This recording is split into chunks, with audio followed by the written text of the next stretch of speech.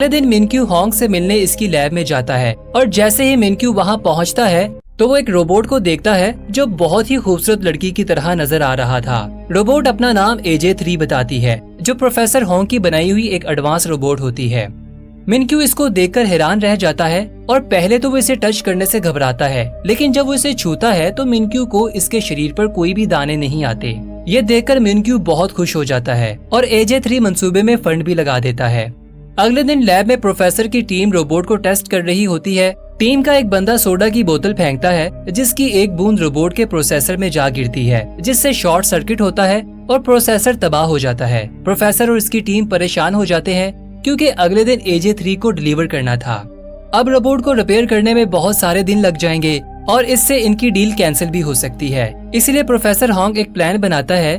इसे याद आता है कि इसकी एक्स गर्लफ्रेंड GR, जो कि रोबोट AJ3 की प्रोटोटाइप है, इसे मिनक्यू को रोबोट बनाकर भेजने का सोचता है। अगले दिन होंग GR से मिलने जाता है। प्रोफेसर होंग GR को कहता है कि अगर वो एक दिन के लिए AJ3 बने तो वो इसे 10 मिलियन देगा।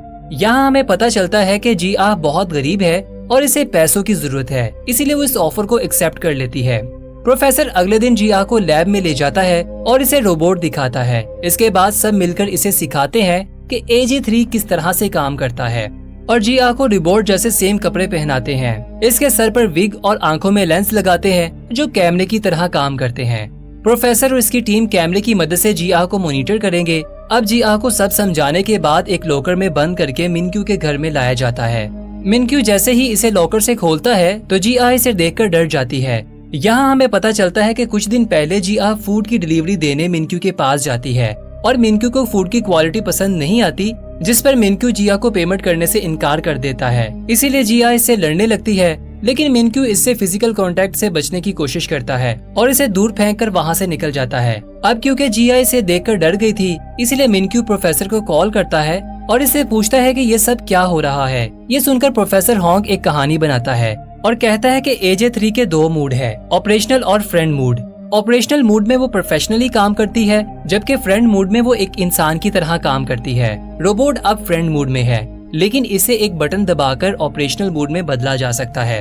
मिनक्यू प्रोफेसर की बात मान लेता है और रोबोट की गर्दन के पीछे बटन दबा देता है। GR के रीसेट होने के बाद मिनक्यू इस रोबोट का इंटेलिजेंस टेस्ट लेता है। इसी वक्त लैब की बिजली चली जाती है, जिसकी वजह से GR का प्रोफेसर से राब्ता खत्म हो जाता है। अब इसे अपने आप से ही मिनक्यू को मैनेज करना होगा। सबसे पहले मिनक्यू GR को एक बॉक्स 3 मिनट के अंदर खोलने के लिए कहता है, जिसका पासवर्ड मैथ के हिसाब से मालूम होना था। GR को मैथ बिल्कुल भी नहीं आती थी, इसलिए वो डब्बे को तोड़कर खोल देती है, जिससे मिनक्यू बहुत हैरान हो जाता है। दूसरे टेस्ट में मिनक्यू इसे 10 सेकंड के अंदर अंडे को छीलने का कहता है। GR पहले एक रेस्टोरेंट में काम करती थी, इसीलिए वो आसानी से ये कर लेती है। मिनक्यू इसे बहुत खुश हो जाता है, इसीलिए वो रोबोट के होशियार होने की तारीफ करता है। इसी वक्त लैब में बिजली वापस आ जाती है और जब वो GR के लेंस से कनेक्ट होते हैं तो वो ये देखकर हैरान हो जाते हैं कि GR मिनक्यू पर गुस्सा हो रही है, क्योंकि मिनक्यू ने बैटरी चेक करने के लिए अपना हाथ आगे बढ़ाया था। ये देखकर प्रोफेसर घुटनों के बल बैठ जाता है। इसी वक्त प्रोफेसर को मिनक्यू का फोन आता है और मिनक्यू कहता है कि तुम मुझे धोखा देने की कोशिश कर रहे हो, क्योंकि इसमें इस्तेमाल होने वाली बैटरी खराब है, जिसकी वजह से AJ3 का सीना फूल गया है। ये सुनकर प्रोफेसर एक और झूठ बोल देता है कि इसने AJ3 की बैटरी को अपग्रेड किया है और साथ में मिनक्यू को खबरदार करता है कि वो इसके सीने को ना छुए, क्योंकि ऐसा करने से शॉर्ट सर्किट हो सकता है। इसके बाद मिनक्यू मेडिसिन लेने के लिए जाता है, लेकिन अचानक इसका दम घुटने लगता है और वो फर्श पर गिर जाता है। इसे सांस लेने में मुश्किल होती है। इसी वक्त GR भागकर आती है और इसकी पीठ थपथपाकर इसकी मदद करती है। मिनक्यू जैसे ही होश में आता है तो वो हैरानगी से पूछता है कि बगैर मेरे ऑर्डर के इसने मेरी मदद कैसे की, जिस पर GR कहती है कि वो बहुत सी ऐसी चीजें बगैर ऑर्डर के कर सकती है। इसके बाद मिनक्यू पहली मर्तबा फिजिकल कांटेक्ट करता है, लेकिन हैरत की बात यह है कि मिनक्यू को किसी किस्म की एलर्जी नहीं होती। रात होती है और GR को लैब में लाया जाता है। प्रोफेसर होंग इसे डांटता है क्योंकि वो एक्सपोज हो चुकी थी। ये सुनकर GR मायूस हो जाती है, क्योंकि इसे लगता है कि इसने अच्छा काम नहीं किया और वो नाराज होकर बाहर चले जाती है।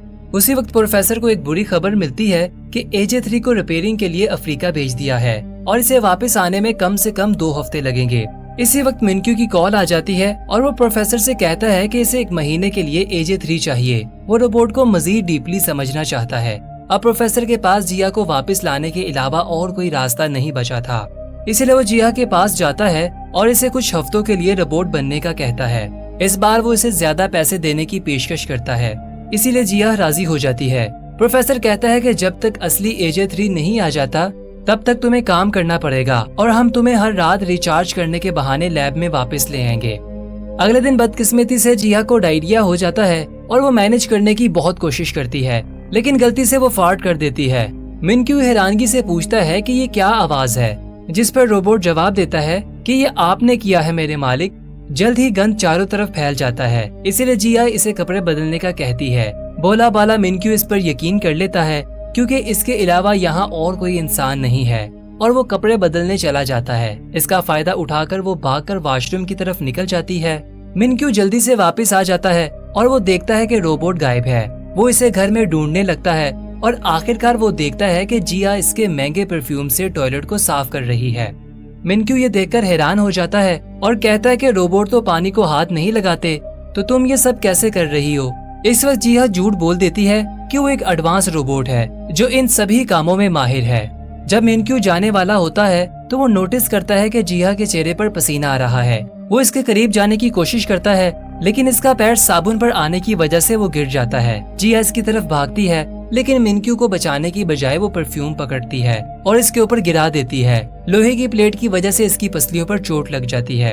अगले दिन जिया सफाई कर रही होती है तो वो गलती से कार्ड्स गिरा देती है, जिसे मिनक्यू ने 10 साल से संभाल कर रखा हुआ था। ये देखकर मिनक्यू गुस्सा होता है और इससे पहले कि वो मजीद इसे कुछ कहता, वो कहती कि इसकी बैटरी 5% तक पहुंच गई है और वो अपने आप को स्टैंड बाई मोड पर होने का बहाना करती है। इसके बाद मिनक्यू प्रोफेसर हॉन्ग से मिलता है और इसे कहता है कि रोबोट की गलतियों की वजह से वो बहुत परेशान हो गया है, लेकिन प्रोफेसर इसे कहता है कि इसे और डीप रिसर्च के लिए वक्त दिया जाए और मिनक्यू इस पर राजी हो जाता है। अगले दिन मिनक्यू का बहुत खसूसी मेहमान आने वाला था, इसलिए वो जिया को बाहर आने से मना करता है। वो कोई और नहीं बल्कि रिया इसकी पहली मोहब्बत थी। मिनक्यू इसे देखकर बहुत खुश होता है, लेकिन जब रिया इसके कंधे पर हाथ रखती है तो मिनक्यू के जिस्म पर एलर्जी होने लगती है और वो ये सब रिया से छुपाने की कोशिश करता है। इसके बाद वो एक इम्पोर्टेंट मीटिंग का बहाना बनाकर घर की तरफ भागता है ताकि वो किसी तरह इस कमरे में पहुंच जाए जहां इंजेक्शन रखा हुआ था। मिनक्यू बहुत कमजोर हो चुका था और वो सिरिंज पकड़ने में नाकाम रहता है। तभी जिया देखती है कि मिनक्यू जमीन पर लेटा हुआ है और इसे सांस लेने में मुश्किल हो रही है। इसी वक्त सीन शिफ्ट होता है और हमें वो वक्त दिखाया जाता है जब मिनक्यू को एलर्जी नहीं थी और मिनक्यू के लिए सब कुछ नॉर्मल था। छोटा मिनक्यू जब कार्ड्स का पहला घर बनाता है तो इसके पेरेंट्स बहुत खुश होते हैं। अगले सीन में हर कोई मिनक्यू के जन्मदिन पर इसकी पार्टी पर आया होता है। पार्टी के बाद सब कार में वापस जा रहे होते हैं, तभी एक बलून इसके बाप के सामने आ जाता है, जिसकी वजह से सामने आने वाला ट्रक इन्हें टक्कर मार देता है। अगले सीन में मिनक्यू हॉस्पिटल में उठता है। छोटा मिनक्यू अपने पेरेंट्स के लिए रो रहा होता है जो दोनों हादसे में मर गए थे। दिन के वक्त बहुत सारे रिश्तेदार इससे मिलने आते हैं और इसका बड़ा बनने की कोशिश करते हैं, लेकिन असल में वो इसके बाप के पैसे का वारिस बनना चाहते थे। लेकिन जब मिनक्यू बाथरूम में जाता है तो इसे जेब से एक नोट मिलता है जिसमें लिखा होता है कि किसी भी पेपर पर सिग्नेचर नहीं करना। अगले दिन यूचुल नामी इसका एक दोस्त आता है और मिनक्यू के हाथ में एक अडॉप्शन पेपर देता है कि इसे इसके बाप ने भेजा है और अच्छा होगा कि अगर वो इसका भाई बन जाए। मिनक्यू थोड़ी देर सोचता है और आखिरकार वो कागजात पर सिग्नेचर कर देता है। यूचुल अपने दोस्त का हाथ पकड़ता है, लेकिन जब मिनक्यू नीचे देखता है तो यूचुल का हाथ शैतानी पंजे में बदल रहा था। मिनक्यू डरकर वहाँ से भाग जाता है और देखता है कि यूचुल ने जहाँ से इसे पकड़ा था वहाँ अजीब से छाले पड़ने लगे हैं। थोड़ी देर बाद यूचुल अपने बाप के पास वापस जाता है और इसे कागजात देते हुए कहता है कि काम हो गया है। लेकिन जब इसका बाप आखिरी सफा देखता है तो इसे पता चलता है कि मिनक्यू ने सिग्नेचर की जगह कुछ और लिख दिया है। इसके बाद छोटा मिनक्यू एक खाली हवेली में जाता है और इस दिन के बाद वो दूसरे इंसानों से दूर रहता है क्योंकि हर कोई इसकी प्रॉपर्टी हड़प करना चाहता था और वो दूसरे इंसानों को नाले का कीड़ा समझने लगा था, जिसकी वजह से इसे एलर्जी होने लगी थी। इसके पर्सनल डॉक्टर के अलावा एलर्जी के बारे में कोई नहीं जानता था। सीन दोबारा प्रेजेंट में आता है। मिनक्यू जागता है और अपने साथ जिया को पाता है। मिनक्यू इसे बताता है कि इसने ख्वाब देखा है जिसमें लोग इसके पीठ पीछे छुरा घोंप रहे हैं। इसके बाद वो ये जानकर हैरान हो जाता है कि वो बिल्कुल नॉर्मल हालत में है, इसलिए वो जिया का शुक्रिया अदा करता है क्योंकि इसने इसे इंजेक्शन दिया था। जिया और मिनक्यू एक दूसरे के साथ ज्यादा वक्त गुजारने लगे थे और इनका रिश्ता मजीद गहरा होता जाता है और वो एक दूसरे के करीब होते जाते हैं। एक दिन मिनक्यू इसे कहता है कि वो इसके साथ रिया की डेट पर जाए। वो दोनों एक दूसरे के साथ बहुत देर तक बैठते हैं, जैसे ही रिया वहाँ से जाने लगती है तो वो मिनक्यू को हाथ मिलाने का कहती है और फिर मिनक्यू डरते हुए इसका हाथ पकड़ लेता है, जिसकी वजह से इसे एलर्जी शुरू हो जाती है और सांस लेने में तकलीफ होने लगती है।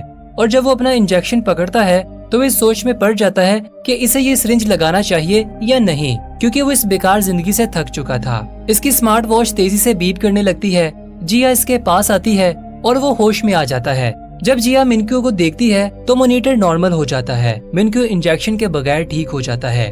थोड़ी देर बाद वो दूसरे अपार्टमेंट में वापस जाने का फैसला करते हैं, लेकिन जब वो जा रहे होते हैं तो एक बंदा गलती से मिनक्यू से टकरा जाता है और वो चेक करने के लिए कि मिनक्यू ठीक है इसे पकड़ लेता है। लेकिन हैरानगी की बात ये है कि इसे एलर्जी नहीं होती। ये देखकर मिनक्यू ज्यादा हजूम में जाने का फैसला करता है ताकि वो खुद को चेक कर सके, क्योंकि ऐसा इसने 10 सालों में नहीं किया था। जैसे ही वो बाहर निकलते हैं एक बच्चा मिनक्यू के हाथ से टकराता है, लेकिन दोबारा कुछ नहीं होता। फिर दोनों एक बहुत बड़े हजूम में जाते हैं जहाँ मिनक्यू के साथ वाला शख्स इसका हाथ पकड़ता है और मिनक्यू मॉनिटर पर देखता है कि सब ठीक है। ये देखकर मिनक्यू की आंखों में पानी आ जाता है। इसके बाद वो डॉक्टर ओ को फोन करता है और रोते हुए कहता है कि इसकी एलर्जी खत्म हो गई है। तभी एक शख्स इससे टकरा जाता है, जिसकी वजह से मॉनिटर बीप करने लगता है। दूसरी तरफ जिया मिनक्यू को ढूंढना शुरू करती है। जब वो मिनक्यू को देखती है तो इसकी एलर्जी खत्म होने लगती है और जब एक जोड़ा इन दोनों के दरमियान में आता है तो एलर्जी फिर से वापस आ जाती है। मिनक्यू अपने डॉक्टर को बताता है कि कोई यहाँ पर है जिसे मैं देखता हूँ तो एलर्जी खत्म हो जाती है, और जब इसे नहीं देख पाता तो एलर्जी फिर से वापस आ जाती है। इसके बाद जिया मुस्कुराती है और मिनक्यू कॉल बंद कर देता है और जिया को गले लगा लेता है और कहता है कि मैं तुम्हारे लिए दुनिया की सबसे बड़ी बैटरी खरीदूंगा। इसके बाद वो डॉक्टर ओ से फोन पर बात करता है और इसे कहता है कि अब वो बिल्कुल ठीक है। डॉक्टर भी हैरान है कि पहली बार मिनक्यू को एक इंसान के टच करने के बाद इंजेक्शन की जरूरत नहीं पड़ी। इसके बाद मिनक्यू जहाँ भी जाता है वो जिया को अपने साथ ले जाता है और इसे अपना सबसे अच्छा दोस्त समझता है। इसी दौरान एजे रोबोट रिपेयर हो जाता है, लेकिन इसे प्रोफेशनली काम करने के लिए कुछ वक्त लगेगा। प्रोफेसर कहता है कि एजे 3 कुछ दिन के बाद बिल्कुल ठीक हो जाएगा। जिया, जिसे मिनक्यू के साथ रहने की आदत पड़ गई थी, वो ये खबर सुनकर उदास हो जाती है। एक दिन मिनक्यू जिया को एक रेस्टोरेंट में ले जाता है, लेकिन इसे एक अलग मेज पर अकेले बिठा देता है। फिर वो रिया और इसके बाप को मिलता है। वो तीनों बातें कर रहे होते हैं तो वो दूर बैठी जिया परेशान नजर आती है। कुछ देर के बाद जब मिनक्यू इसे लेने आता है तो वो इसे नजरअंदाज करती है और चले जाती है। अब मिनक्यू तभी सेफ है जब वो जिया के पास हो, लेकिन एक दिन वो अकेला एक गैस स्टेशन पर जाता है और अटेंडेंट पीछे डिक्की में क्रेडिट कार्ड उठाता है। जब वो क्रेडिट कार्ड वापस करता है तो मिनक्यू की उंगली पर टच करता है, लेकिन इस पर ध्यान नहीं देता और वहाँ से चला जाता है। थोड़ी दूर जाने के बाद इसे याद आता है कि अटेंडेंट के हाथ के टच करने के बाद इसे कुछ भी महसूस नहीं हुआ और मॉनिटर बिल्कुल नॉर्मल है, हालांकि जिया भी इसके साथ नहीं है। इसके बाद क्यूमिन अपने प्रोफेशनल डॉक्टर को मिलने जाता है और इसे पिछले 10 सालों से इसकी मेहनत का शुक्रिया अदा करता है कि वो अब बिल्कुल ठीक हो गया है। इसके बाद डॉक्टर क्यूमिन से कहता है कि वो एजे 3 को वापस भेज सकता है क्योंकि अब वो मुकम्मल ठीक हो गया है। अगले दिन क्यूमिन प्रोफेसर के पास जाता है और कहता है कि वो रोबोट से मोहब्बत करता है। प्रोफेसर कहता है कि वो एक रोबोट के बारे में बात कर रहा है जो पहले से प्रोग्राम किया गया था। ये सुनकर मिनक्यू कहता है कि वो पागल हो रहा है और प्रोफेसर से इसका हल पूछता है। अगले दिन प्रोफेसर मिनक्यू के पास आता है और इसे कहता है कि एक रास्ता है, अगर वो एजे 3 को रीसेट कर दे, इसी तरह वो सब कुछ भूल जाएगी और तुम अपनी जिंदगी में आगे बढ़ सकोगे। मिनक्यू उदास हो जाता है, लेकिन वो जानता है कि अब यही रास्ता बचा है। इसके बाद जिहा भी ये खबर सुनती है और वो भी परेशान हो जाती है। जिहा आखिरी बार एजे 3 के कपड़े पहनती है। अगले सीन में हम देखते हैं कि जिहा मिनक्यू के सामने खड़ी है और बर्फबारी हो रही है और मिनक्यू इसे आखिरी बार सैर के लिए ले जाता है और वापस हवेली में ले आता है। आखिरकार वो एक दूसरे का सामना करते हैं। मिनक्यू इसका शुक्रिया अदा करता है। ये सुनकर जिहा की आंखों में आंसू आ जाते हैं। इसके बाद मिनक्यू जिहा के पास जाता है और इसे अपनी माँ का हार निकालकर जिहा के गले में डाल देता है। इसके बाद वो इसे गले लगाता है और मिनक्यू रीसेट का बटन दबा देता है। लैब में असली एजे 3 रिपोर्ट करता है कि मिनक्यू का फोल्डर डिलीट कर दिया गया है। रात को मिनक्यू और जिहा सोते वक्त रोते हैं। जिहा इतनी रोती है कि अगली सुबह वो बीमार पड़ जाती है। इसे हॉस्पिटल ले जाया जाता है और हम देखते हैं कि इसने अभी भी मिनक्यू की माँ का हार पहन रखा है। इसके बाद वो दोनों अपनी जिंदगी में आगे बढ़ जाते हैं, जहाँ जिहा अपनी दादी के शहर चली जाती है, जबकि मिनक्यू रिहा के साथ शादी की तैयारी करता है। एक दिन मिनक्यू ट्रेन पर चढ़ता है जहाँ वो एजे 3 जैसा चेहरा देखता है और वो सोचता है कि ये वही सेम रोबोट है। दोनों एक दूसरे के आमने सामने बैठने के बावजूद कुछ भी बात नहीं करते, क्योंकि जिहा को मिनक्यू के साथ बोलने से मना किया गया था। लेकिन मिनक्यू को शक होता है कि ये वही रोबोट है। इसीलिए वो प्रोफेसर को फोन करता है और कहता है कि इसने AJ3 जैसा चेहरा देखा है, जिस पर प्रोफेसर कहता है कि इसने रोबोट को किसी ऐसे शख्स पर बनाया था जो इसका जानने वाला था। मिनक्यू कहता है कि क्या वो इससे बात कर सकता है, जिस पर प्रोफेसर इसे मना करता है। प्रोफेसर के मना करने के बावजूद भी ये इसका पीछा करता है और इसके साथ बात करने का कहता है, जिस पर जीहा मसरूफ होने का बहाना करती है। लेकिन मिनक्यू इसका इंतजार करने के लिए बैठ जाता है। इसी दौरान जीहा जल्दी से किचन में जाती है और अपने गले से हार उतारकर प्लेट में छिपा देती है।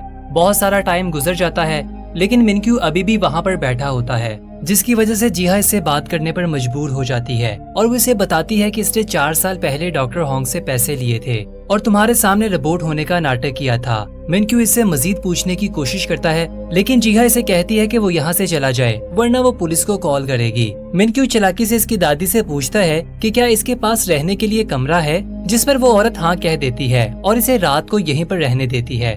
अगले कुछ दिनों तक वो दादी के साथ अच्छे ताल्लुक बना लेता है, साथ ही जीहा की तवज्जो भी हासिल कर लेता है और इसे अपने साथ गुजारे वक्त की याद दिलाता है। एक दिन मिनक्यू रेस्टोरेंट पर जाता है और इसे पता चलता है कि जीहा यहाँ से जा चुकी है, इसीलिए वो यहाँ इसे हर जगह ढूंढने लगता है। आखिरकार वो इसे ढूंढ लेता है और इसे देखकर जीहा जल्दी से नेकलेस को छुपा लेती है, लेकिन वो नेकलेस देख लेता है। ये जानकर के इसके साथ धोखा हुआ है, इसे बहुत बुरा फील होता है, लेकिन इससे पहले कि वो इसे कुछ कहता, इसकी एलर्जी दोबारा से जाहिर होने लग जाती है और मॉनिटर डेड पर पहुंच जाता है, जो पहले कभी ऐसा नहीं हुआ था। आखिरी सीन में वो जमीन पर गिर जाता है और इसके बचने के इम्कान बहुत कम होते हैं। यहाँ पर यह दिलचस्प मूवी खत्म हो जाती है।